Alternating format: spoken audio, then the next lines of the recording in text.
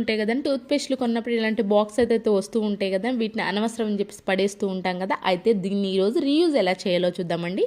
పై layer వరకు నేనైతే cut చేసేదాన్ని. డ్రెస్సింగ్ టేబుల్ దగ్గర మనకు అవసరమైన లిప్స్టిక్స్లు కానివ్వండి, అన్ని లిప్స్టిక్స్లు కొంతమందికి ఎక్కువ అయితే ఉంటాయి కదండి. అన్నీ ఏదైతే ఎక్కువ వాడుతూ ఉంటామో అలాంటి దాన్ని కనుక దీనిలో కనుక పెట్టేసామనుకోండి, చూడడానికి మనం త్వరగా పిక్ చేయడానికి ఈజీగా అయితే ఉంటుందండి.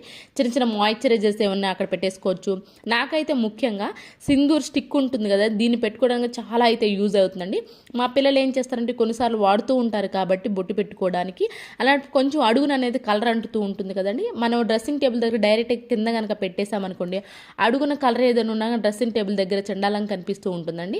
అలా కాకుండా ఇలాగ టూత్పేస్ట్లో కనుక పెట్టేసాము అనుకోండి బాక్స్లో, మనకి కింద అనేది కలర్ అంటుందండి. మళ్ళీ టూత్పేస్ట్లో కొంటున్నప్పుడు ఇలాంటి బాక్సెస్ అయితే వస్తూ ఉంటాయి కాబట్టి ఇన్ కేస్ కలర్ అంటినా సరే మనం ఈజీగా తీసేసి మళ్ళీ వేరే కొత్తది అయితే పెట్టేసుకోవచ్చు. మన డ్రెస్సింగ్ టేబుల్ చూడడానికి అయితే చాలా నీట్గా అయితే ఉంటుంది. ఐ హోప్ ఈ టిప్ అయితే నచ్చిందని. నచ్చితే ప్లీజ్ మీకు ఏది బాగా నచ్చింది